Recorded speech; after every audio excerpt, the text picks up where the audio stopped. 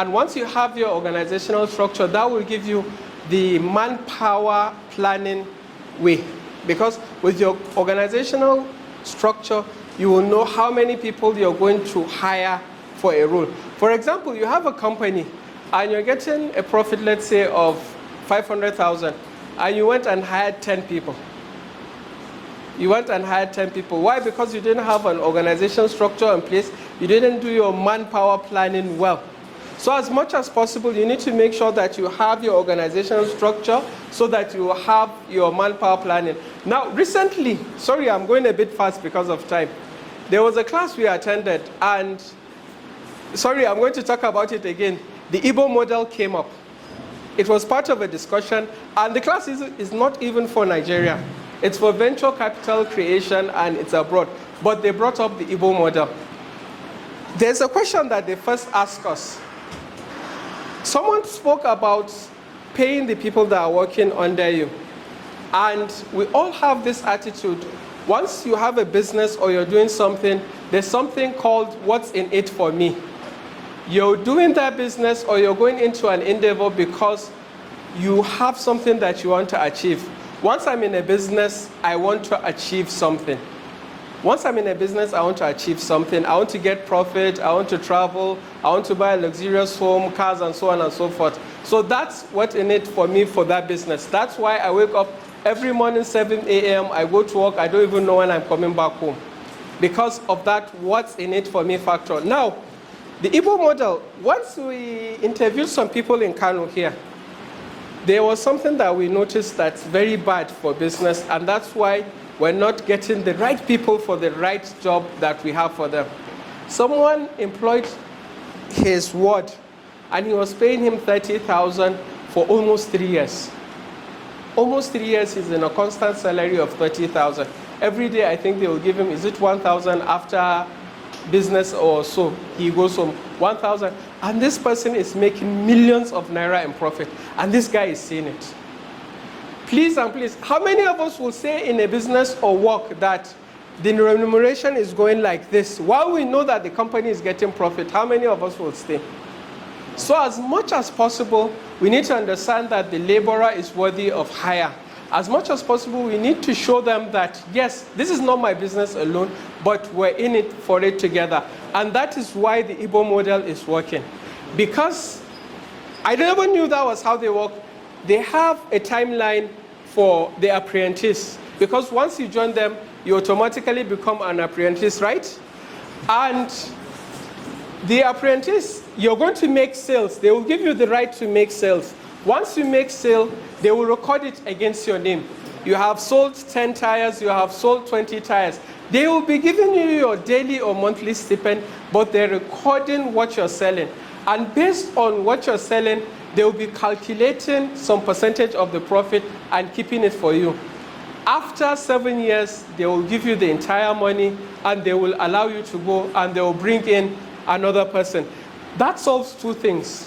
One, it doesn't make someone indispensable for your business, because he knows that one day he's going to become a business owner. And two, there's succession planning. And that is why their business perseveres for so long. I didn't know it until recently. And it's something that we need to adopt as business owners. Let's help the people that we hire. Someone asked a question in the beginning that he went to, okay, it was a prof that went to KFC. And he saw that there was not a single Hausa. And I want to respond to that question.